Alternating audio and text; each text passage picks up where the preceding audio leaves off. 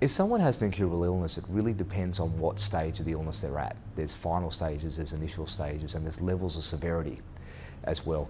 Obviously, one of the big side effects that people have with a lot of incurable illnesses is the level of pain that they have. And they might even be on Western medications that aren't even relieving the pain they want. And they may be looking for herbal remedies that have traditionally been used to help relieve some of the pain and some of the other things that they're going through. But probably one of the main things is also understanding that sometimes people will pass regardless of what you do. And one of the most common things you'll see as a natural therapist is people that have had all the Western remedies or had all the treatments, even natural, and they've been sent home to die, or they've been told there's a certain period of time to live. Then obviously as a natural therapist, you've got two options. You either support them and, you know, sometimes, who knows, you can extend their life, but certainly whenever someone's going to pass, usually they're looking to do it with two ways. They're looking to be pain-free and they're looking to be dignified. And hopefully as a natural or Western practitioner, you can bring those two things into what you're doing.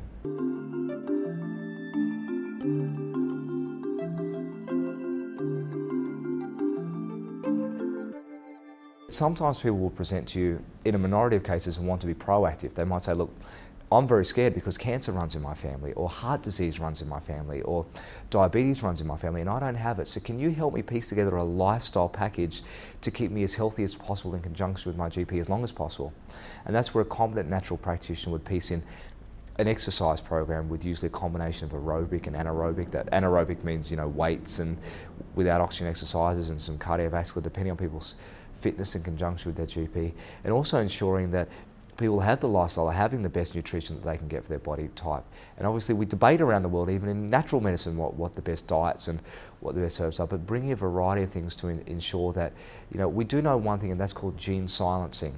And gene silencing is the concept that genes turn on and off, and there is always lifestyle and cofactors in a variety of conditions. That means that we don't necessarily have to be our genes. I think even Western medicine accepts that. So most people will seek out a natural therapist so we can bring some tools to the table that will ensure that people don't have to be their parents. They don't have to follow, you don't have to follow your mother's footsteps. You don't have to follow your father's. You don't have to follow your grandfather's footsteps. And while you might have a tendency to steer in a direction, the car might want to go in a direction, you still got some hands on those wheels to make sure that you really go where you want to and perhaps live the life you want to.